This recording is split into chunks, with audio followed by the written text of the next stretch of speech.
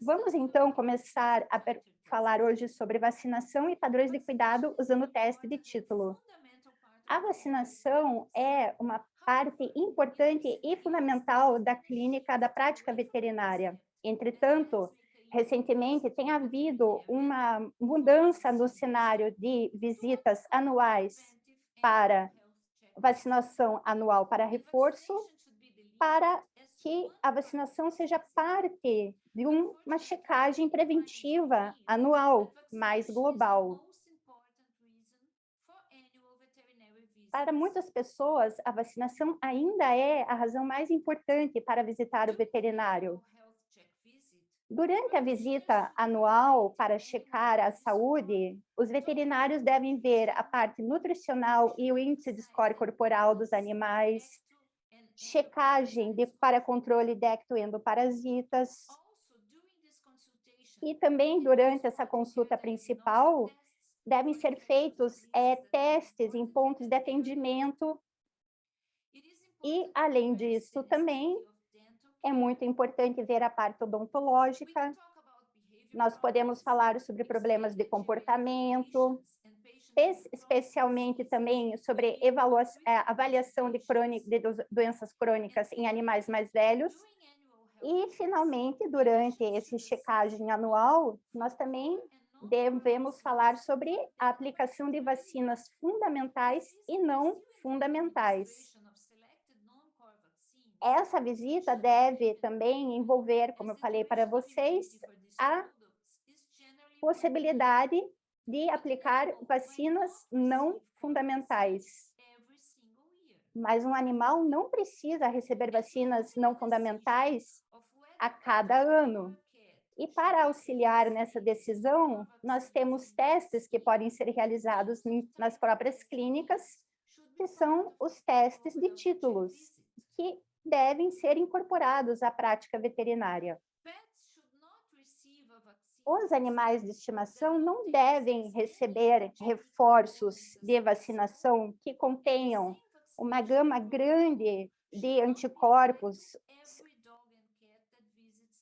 E isso não deve ser padronizado para todos os gatos e cães. O protocolo, por outro lado, deve ser individualizado, depois de uma avaliação cuidadosa, baseada em fatores de risco, como estilo de vida, área geográfica de residência, idade e também histórico prévio de vacina. Hoje em dia, existem diversos tipos de vacinas disponíveis, além das convencionais atenuadas e inativadas. Nós também temos as de subunidade, as recombinantes vetorial e também as vacinas baseadas em DNA. Vamos falar agora sobre dois tipos de vacinas. As primeiras, modificadas vivas, contêm os organismos inteiros e vivos, porém atenuados. Elas infectam as células e replicam-se nelas, estabelecendo assim uma infecção de nível baixo e transitória. E elas são mais imunogênicas, porque elas podem induzir tanto imunidade humoral quanto imunidade celular. Elas necessitam de poucas doses para adquirir essa resposta imunológica e elas podem levar a uma resposta imunológica consistente por vários anos, até mesmo durante toda a vida do animal, através de uma única dose. Exemplos são vírus da sinomose canina, adenovírus canino, parvovírus canino e também parvovírus felino. Por outro lado, as vacinas mortas ou inativadas contêm os micro-organismos inteiros, porém inativados e intactos antigenicamente. E, desta forma, eles não são hábeis, eles não podem infectar as células, tampouco replicá-las nelas. Assim, eles possuem respostas imunológicas menos potentes, podem requerer um adjuvante e geralmente requerem múltiplas doses, até mesmo em adultos. Além disso, elas têm uma duração de imunidade menor comparada com a de vírus inativado. Sendo assim, geralmente é necessário mais de uma dose, a primeira para estimular e a segunda para estabelecer essa resposta imunológica.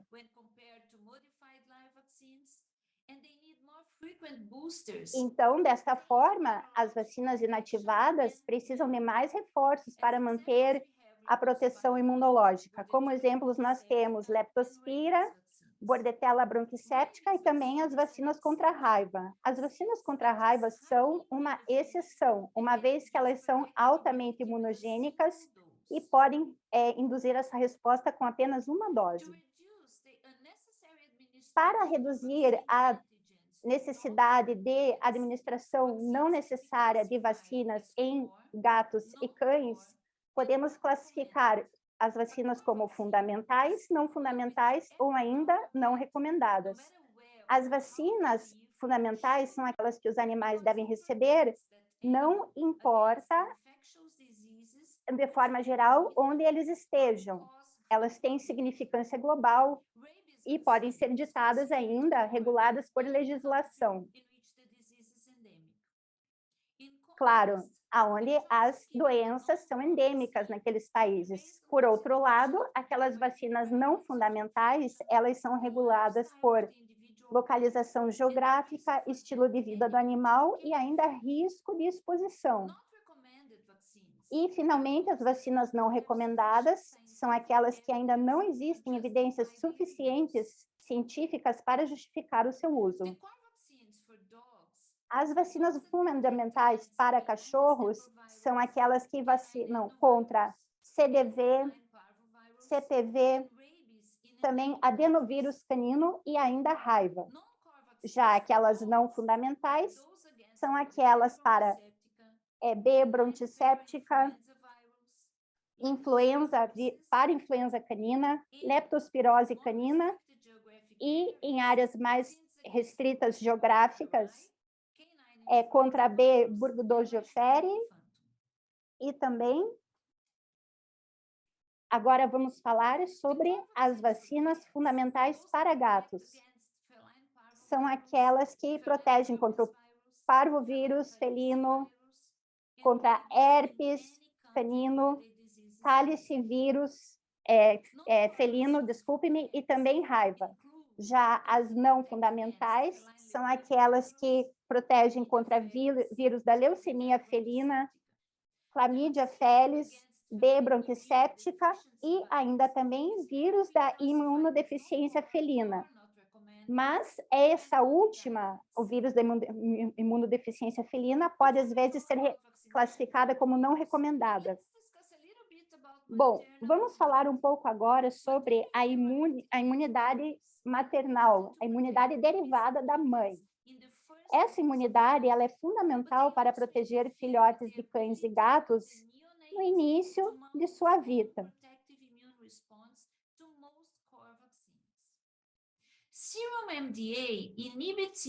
O soro desses anticorpos, eles podem inibir a função da vacina, a função de estimular uma resposta imunológica. Por isso é tão importante falarmos sobre MDA e imunização.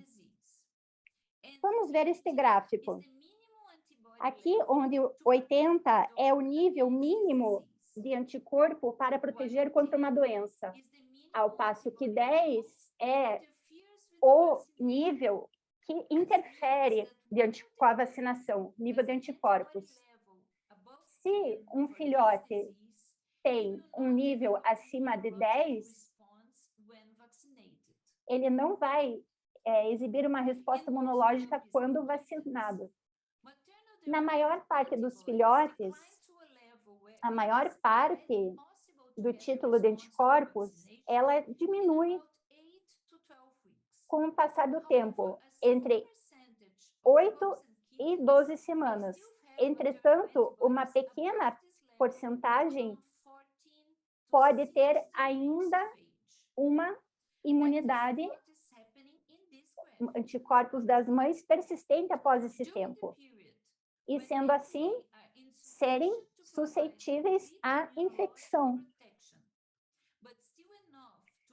Ou seja, nessa janela que vocês podem ver, um período que ainda é não protegido o suficiente pelos anticorpos maternos, mas também ainda não possui a quantidade de anticorpos que permitiria a vacina ser eficiente. E não dá para nós sabermos, para nós prevermos com precisão quando que essa janela de tempo ocorre. Essa janela, ela é variável de acordo com o indivíduo. Não é possível, então, nós predizermos, é possível predizer quando que nós podemos iniciar a vacinação. Assim, é recomendável administrar múltiplas doses de vacinas. Veja, elas não são dose de reforço, são vacinas para que nós possamos estimular a resposta imunológica da vacina. E depois, doses subsequentes sendo dadas a cada 2 semanas. E isso é muito importante para animais que principalmente estão em ambientes contaminados, tais como animais de abrigo. Vamos ver já aqui, então, o esquema. A vacina aplicada em 6 semanas ainda não vai estimular uma resposta imunológica. O mesmo com 10, mas agora com 14, sim, nós temos um nível mínimo que poderia bloquear a resposta imunológica. Então, é provável que o animal vai estimular, vai ter resposta imunológica. Mas esse cenário pode acontecer, pode se estender até mesmo a 16 semanas de vacinação. Então, animais mais novos que isso, pode ser que ainda não tenham uma resposta imune estimulada, o que não seria verdadeiro para a partir de 16 semanas, nas quais, como os níveis de MDA estão baixos, uma única dose de vacina iria sim estimular o sistema imune dos animais. Então, a partir de 16 semanas, quase todos os animais serão capazes de responder à resposta imunológica que a vacina propicia. Mas, ainda assim, existe uma pequena porcentagem de animais, de filhotes, que podem não ter esse estímulo. Isso aplica-se tanto a filhotes de gatos quanto a cachorros. Como um exemplo, se a gente dá uma primeira dose da vacina fundamental em 6 semanas, a segunda em 10 e a terceira em 14 semanas, você vai precisar aplicar nesse animalzinho uma dose fundamental em 16 semanas. E depois dessa série, era também recomendado que uma última dose fosse feita em 26 semanas de idade. Não para reforço, mas sim para ter certeza de que todos os animais, que o animal esteja estimulado, mesmo que ele não tenha sido estimulado nas semanas anteriores, nas quais as doses anteriores foram conferidas. Por essa razão, as guidelines do grupo de vacinação WSAVA sugerem que os veterinários tentem reduzir esse período de suscetibilidade,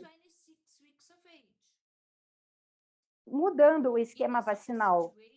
Por exemplo, neste outro cenário, iniciando-se em 8 semanas, com a segunda a 12 e a terceira a 16, o animalzinho deveria, então, receber a última dose, o filhote, somente na semana 26. Assim, o número de vacinas fundamentais aplicadas em filhotes de cães e gatos deverá ser determinado pela idade na qual a vacinação é iniciada e no intervalo entre essas vacinações. Por exemplo, em um cachorro mais velho, além de 6 meses de idade, com apenas uma dose de vacina atenuada, já deverá estar totalmente imunizado, uma vez que eles não têm os anticorpos maternos para bloquear essa vacinação. Assim, eles têm a sua imunidade mantida de forma sólida por vários anos. E assim, depois de uma vacinação em 6 meses, as vacinações subsequentes podem ser feitas a cada 3 anos. Veremos agora para gatos, para parvovírus felinos.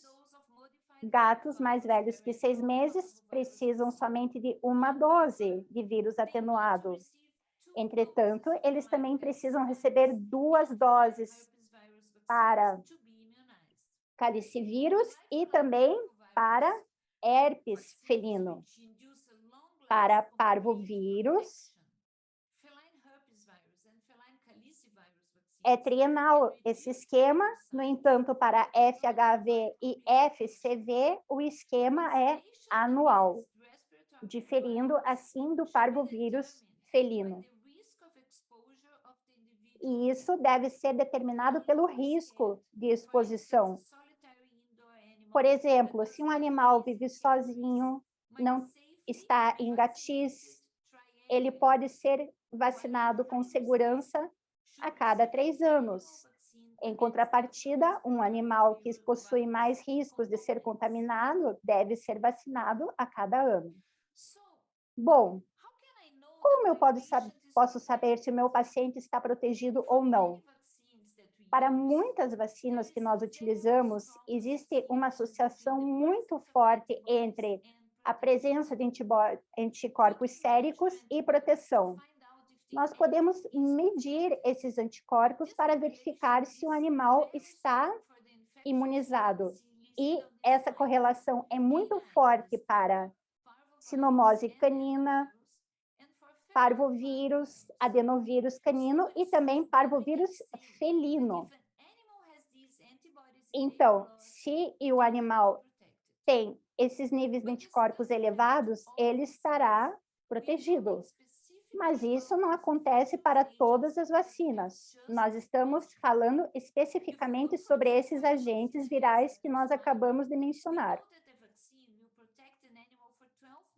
Entretanto, para outras vacinas, existem proteção apenas para 12 meses. Por exemplo, leptospira vai ter uma resposta alta no início, mas depois ela vai declinar após alguns meses. O animal ainda, no entanto, pode ter os níveis de anticorpos baixos, mas ainda assim estar protegidos. Nesse caso, não existe uma correlação forte de qualquer forma entre os anticorpos de leptospira e a sua proteção. Existem muitos estudos que têm sido feitos que mostram que gatos e cães que estão sendo vacinados com alguns tipos de vacinas estão com imunidade alta por um longo período de tempo. Vamos ver este estudo pelo Dr. Schultz.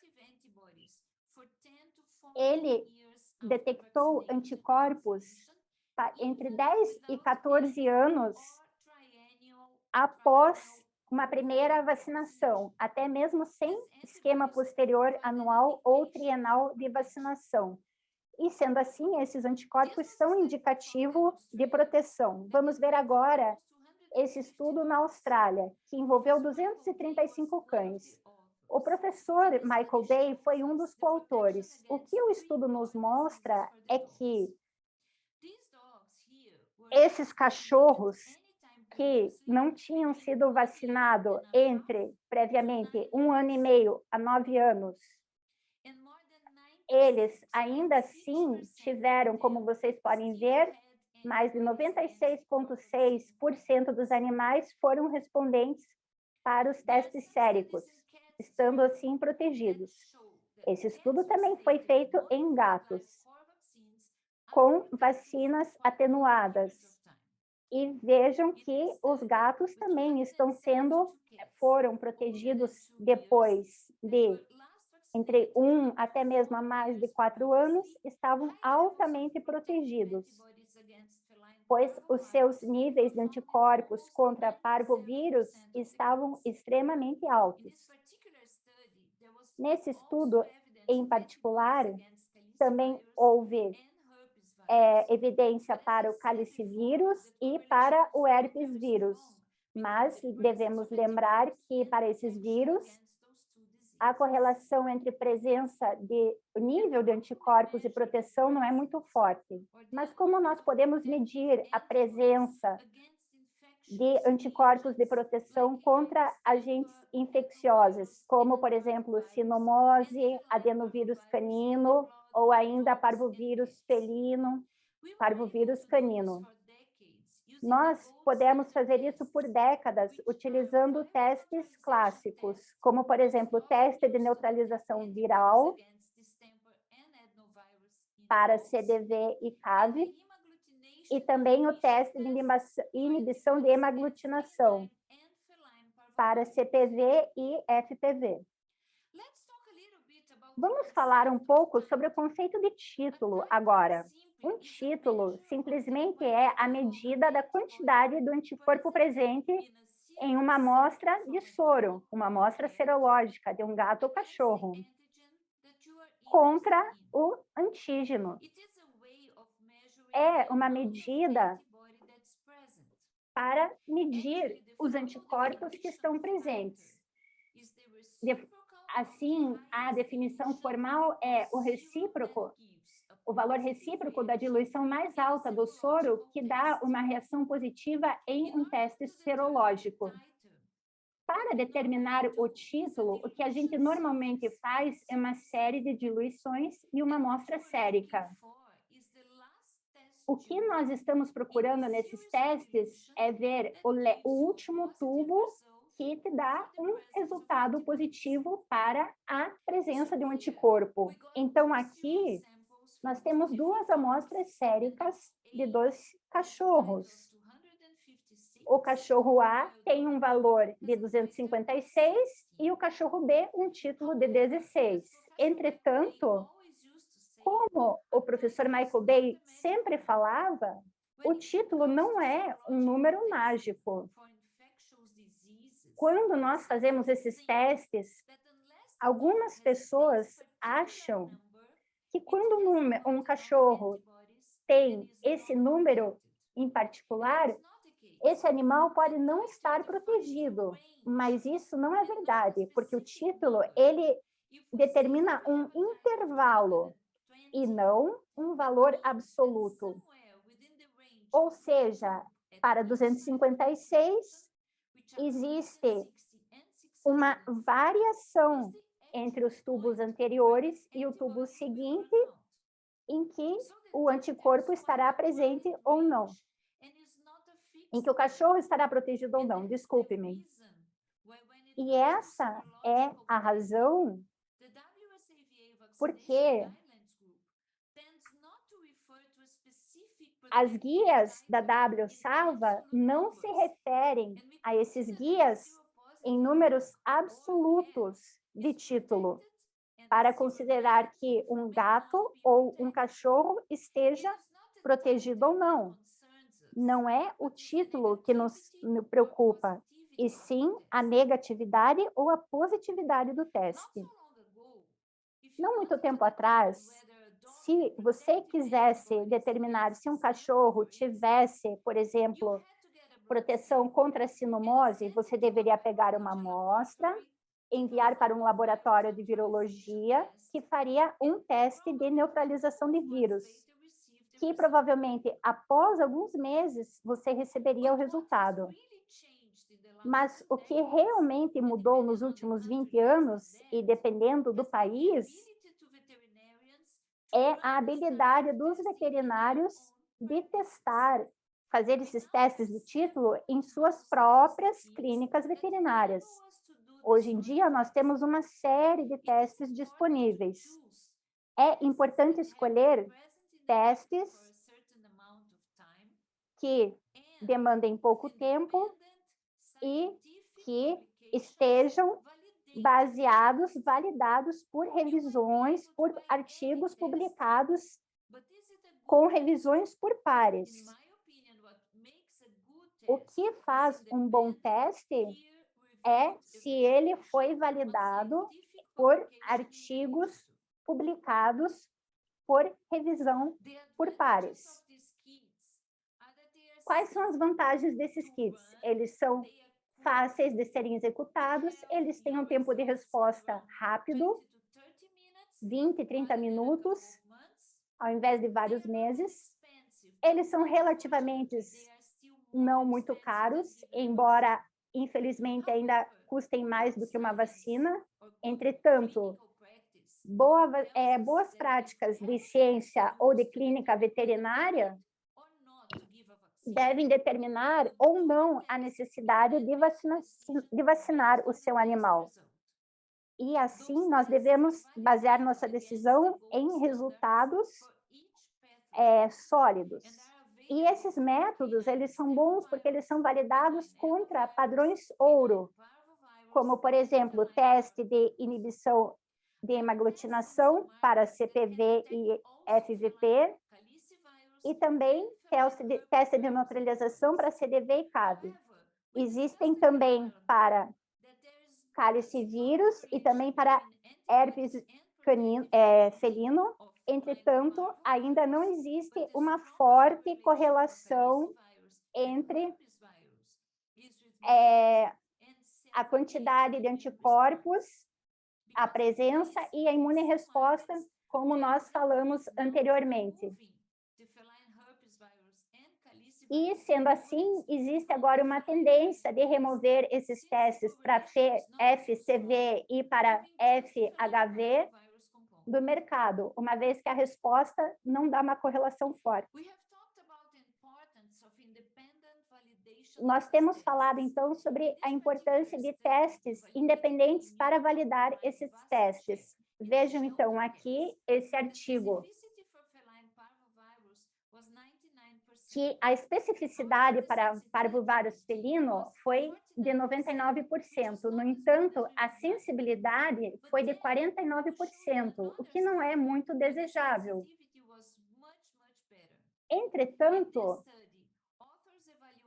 você pode verificar que, em outro estudo, a sensibilidade foi de 95% e a sensibilidade de 95% em um outro estudo, envolvendo comparação com testes de hematoglutinação, que variaram a sensibilidade de 79 a 87 e a especificidade de 81 a 89, dependendo da diluição. Esse aqui é um estudo populacional, publicado também pelo professor Michael Day, e foi um estudo de quase 500 cachorros no Reino Unido. Nessa população, muitos cachorros estavam em um esquema de vacinação trienal de vacinas fundamentais, e alguns deles não tinham sido vacinados por um longo período de tempo, incluindo alguns que não tinham sido vacinados até mesmo por 10 anos. Então, esse foi um teste sem utilizar valores semi-quantitativos, simplesmente utilizando sim ou não. E foi verificado que 93,6% foram soropositivos para sinomose, parvovírus e adenovírus canino. Assim, vocês podem ver que essas vacinas estão promovendo ainda um alto nível de imunidade contra aquelas doenças. Então, quando considerar a utilização desses testes, a primeira consideração é saber se o cachorrinho ou o gatinho tem respondido à vacina. Bom, eu dei, por exemplo, uma vacina para esses filhotes em 8, 12 e 16 semanas. Como saber se ele está protegido? Nós podemos saber agora a resposta fazendo um teste após 20 semanas de idade, para verificar se o filhote tem anticorpos para CDV, CAV, CPV e FPV. Porque ainda é provável que os filhotes possam ter algum nível de anticorpos maternos nessa fase da vida. Vamos pensar em um filhote de cachorro que você deu uma vacinação fundamental, um esquema que terminou em 16 semanas ou depois. Você deve testar esse animal 4 semanas após a última dose. Se o resultado for positivo para os 3 componentes, então você pode vacinar esse animal em um esquema trienal. Agora, se esse cachorrinho ainda está negativo, você deve revaciná-lo na idade de 26 semanas. Você pode querer trocar de marca de vacina, mas, na verdade, não tem muito chão para trocar, muita justificativa para trocar de marca, porque elas são muito similares no mercado. E você deve, então, retestar esse animal 4 semanas depois. Se agora o filhote está soropositivo, ele deve ser vacinado a cada 3 anos. No entanto, se por algum motivo esse cachorro é negativo, ele provavelmente vai ser seronegativo apenas para um componente, não para os 3.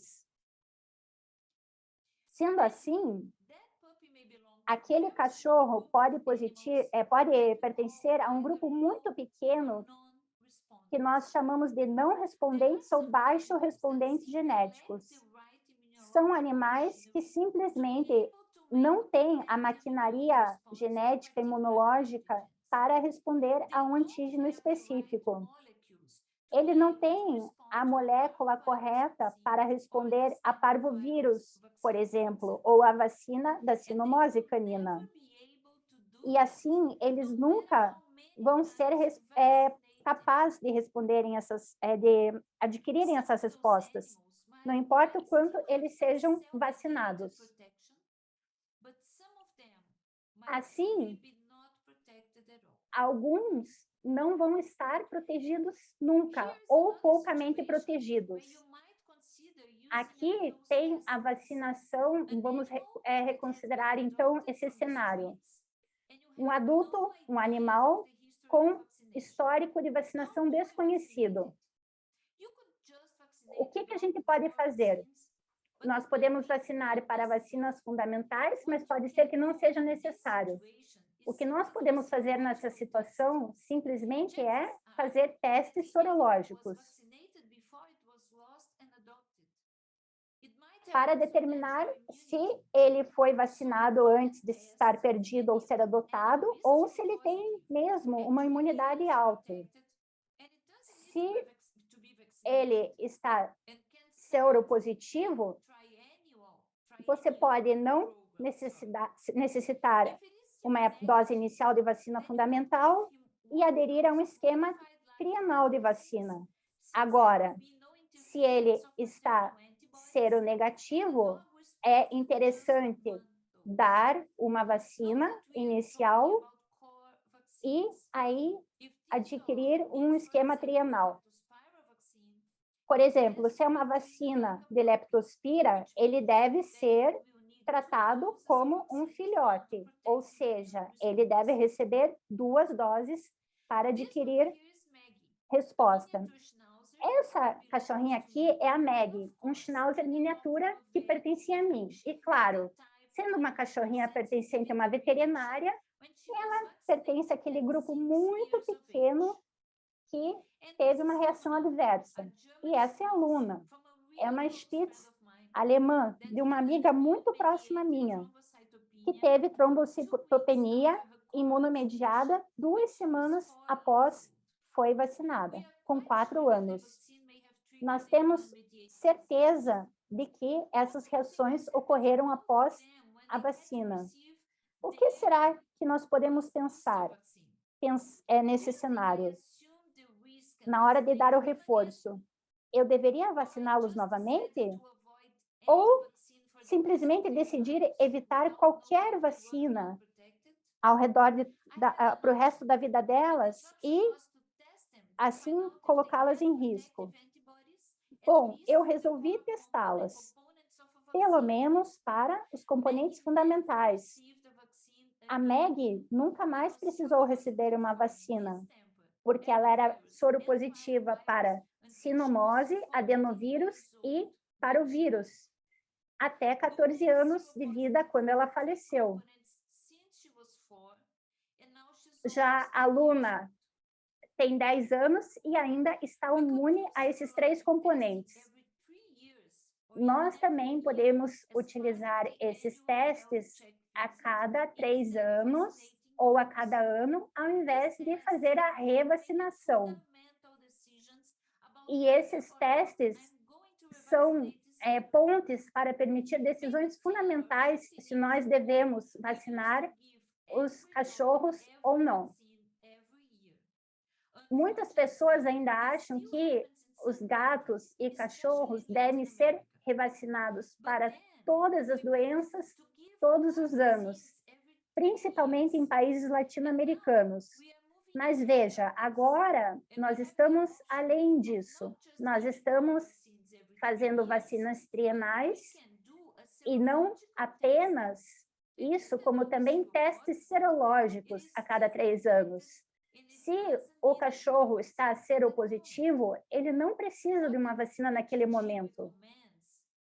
O que a VGG recomenda é que os cachorros mais velhos devem ser testados a cada ano, ao invés de cada 3 anos, devido à imunossenescência, o que significa que quanto mais antigo, quanto mais velho, for o animal, o sistema imunológico dele já não está funcionando tão bem.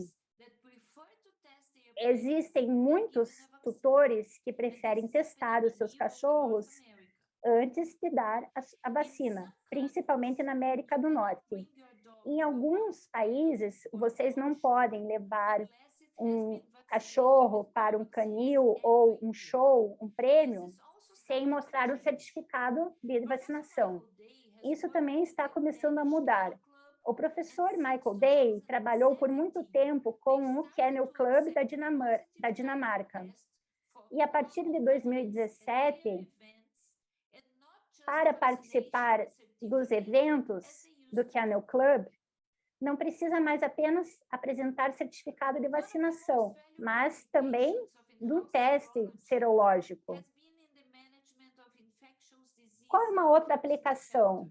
É na manutenção em como lidar com surtos da doença em abrigos. E isso é particularmente importante para a sinomose, parvovirose e também adenovirose.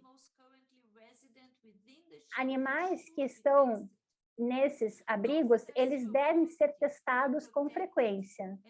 Se eles são seropositivos, eles estão protegidos e desta forma não ficarão doentes ou morrerão. Agora, aqueles que estão seronegativos estão suscetíveis à infecção e dessa forma eles devem ser isolados e vacinados.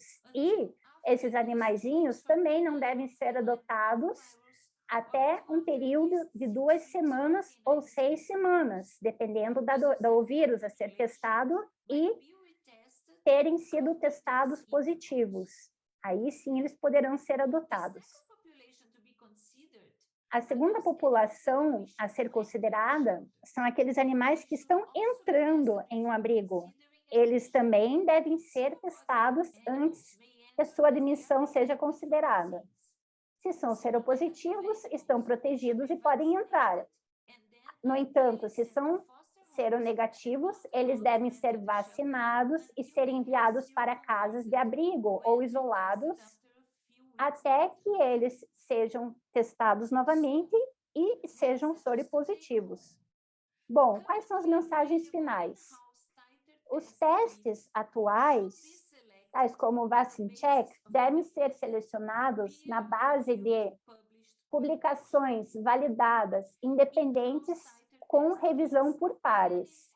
E que esses testes, que podem ser feitos em clínicas veterinárias, são cada vez mais importantes nas checagens anuais, nas visitas anuais ao veterinários. E esses kits, eles também desempenham um papel fundamental na medicina de abrigo. Esse webinar é dedicado na memória do professor Michael Day, que foi um membro da VGG entre 2006 e 2008 e o presidente desse grupo entre 2009 e 2020. Muito obrigada.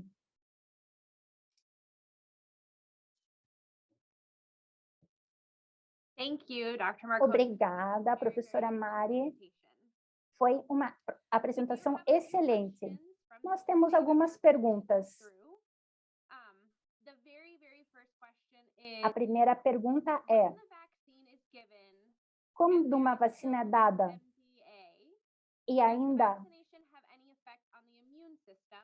não há MDA suficiente, o sistema imunológico ainda vai se beneficiar? Obrigada, Megan. Obrigada pela pergunta. Não.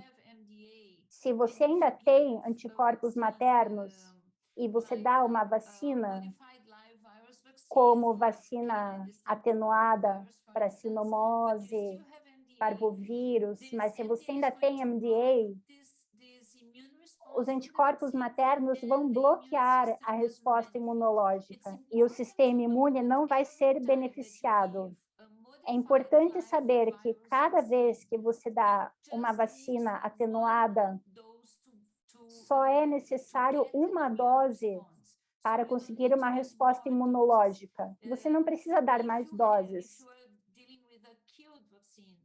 Se você está trabalhando com uma vacina morta, inativada, e você precisa dar 2 doses, se você dá uma primeira dose e ainda tem os anticorpos maternos, o sistema imunológico não vai se beneficiar.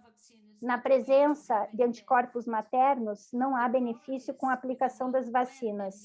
O problema é que nós não sabemos quando os anticorpos maternos vão cair e quando, dessa forma, os cães vão começar a responder. Nós não sabemos o momento exato quando os anticorpos maternos vão cair, permitindo, assim, que o cachorro ou o gato adquira uma resposta imunológica. Obrigada, isso faz sentido. Is it applicable to vaccinate a dog every 2 weeks for a total of 6 sessions? É válido vacinar um cão a cada 2 semanas, totalizando 6 sessões? Obrigada, essa questão é muito importante. Nós geralmente não recomendamos que cachorrinhos e gatinhos sejam vacinados a cada 2 semanas, a não ser que eles estejam em uma área muito contaminada, como abrigo ou canis de procriação. Se for um gatinho ou um cachorrinho que tenha um dono, não há necessidade de tal frequência.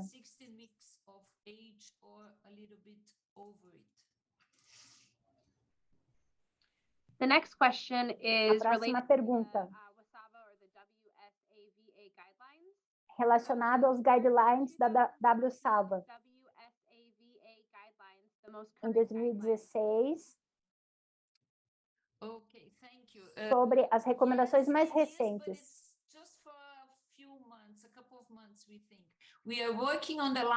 Nós estamos trabalhando nessas próximas guidelines, porque as últimas, então, como você pôde ver, são de 2016, nós vamos publicar a última versão dessas guidelines para ter uma versão mais atualizada.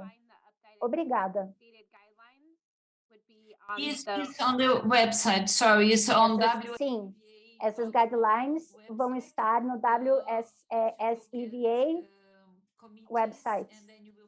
Para olhar, você vai procurar lá no site em Meetings, em Guidelines, o documento vai estar lá e vai estar traduzido em muitas línguas. Obrigada. Mais 2 perguntas. Qual é a sua opinião sobre testar filhotes antes de serem vacinados? Obrigada, muito interessante. O fato é que nós não queremos tirar amostras de sangue o tempo todo de um filhote. Não faz sentido testá-los. O que a gente tem que ter em mente é que, quando falamos sobre anticorpos maternos derivados, para diferentes antígenos, os anticorpos caem em tempos diferentes. Então, você pode ter um filhote, por exemplo, que não tem anticorpos maternos contra sinomose, mas que pode ter contra parvovírus. Então, não tem sentido continuar coletando amostras de sangue de um cachorrinho, por exemplo, a cada 2 semanas para determinar exatamente qual é o período em que esses anticorpos vão cair. Então, não há necessidade. Nós não recomendamos que esses testes sejam feitos antes da vacinação, e sim que sejam feitos naquela janela de 4 semanas após a última dose, a série de dose inicial, para verificar se esse cachorrinho, esse gatinho, respondeu à vacinação. Depois de 16 semanas, se não há resposta à vacinação, devemos esperar 6 semanas para dar outra vacina? Bom, essa é uma pergunta excelente. As guidelines recomendam que nós demos a última dose em 6 meses de vida, e que essa seja recomendada a última dose enquanto filhote, porque nós acreditamos que em 6 meses de vida não há mais anticorpos maternos circulando. Então, você pode vacinar esse animal e se certificar de que essa vacina não vai ser bloqueada. Mas vamos dizer que você deu essa vacina em 16 semanas, esperou 4 semanas e faz novamente o teste. Se esse cachorro for seronegativo por qualquer um desses antígenos, não necessariamente todos, você não precisa esperar até 6 meses. Você pode dar essa vacina tão cedo quanto possível, e aí retestar esse cachorro. Então, a recomendação é que, se for seronegativo, você pode vacinar o quanto antes, e aí sim, ver se vai responder a mesma. Thank you. We do want to squeak in one more last question. It says, for a cat with a year late of vaccines and apparently positive for panleukopenia, when is the best time to test for the antibody post-recovery? Thank you for the question. Obrigada pela pergunta. Um gato que estava infectado com parvovírus e que tem imunidade por toda a sua vida. Então, dessa forma, se você tem certeza que esse gato teve essa doença, não há necessidade de retestar, porque você sabe que esse cachorro já está protegido. O mesmo para sinomose e também para parvovirose canina. A imunidade dura por toda a vida. Okay, and I do think that we have time for just one last question. The question is, tempo para mais uma pergunta. Que decisão devo fazer se eu tenho um teste positivo e devo repetir a vacina? Obrigada por essa pergunta. Como eu disse antes, os guidelines do grupo de vacinação, especialmente o professor Michael Day, que era o presidente, se o cachorro tem titulação positivo, ele está protegido. Então, não precisa se preocupar com a vacina. Mas nós sabemos, por exemplo, se você está trabalhando com VaciCheck e você tem uma titulação baixa, a resposta não está tão alta, e você se preocupa com esse gato, se você vai vaciná-lo, tudo bem. Nós entendemos que, às vezes, que os veterinários estão preocupados com um valor de título baixo. Então, eles decidem vacinar o animal. Está tudo bem, mas, falando cientificamente, nós entendemos, ou ainda melhor, nós acreditamos que esse animal não precisa de reforço, porque o teste contra aquelas doenças deu positivo, então o animal está protegido. Thank you very much. Muito obrigada. Dr. Marcondes, I really feel like you did an amazing job explaining. Obrigada, doutora Marcondes. Eu acho que você fez um trabalho maravilhoso hoje, com essas informações tão valiosas. Muito obrigada por todos os participantes. Nós conseguimos responder o tanto de perguntas que conseguimos. Os certificados serão emitidos. E se vocês tiverem perguntas adicionais, você pode nos contactar em biogal.com. Os experts estão sempre, os especialistas estão sempre lá para ajudá-los. Teremos outros webinários, um em 7 de junho, sobre parvovirose canina, e outro em 6 de julho, with Dr. Michael Lappin. Sobre doenças de carrapato. Muito obrigada a todos. Eu agradeço a participação de todos neste webinário. Obrigada. Tchau.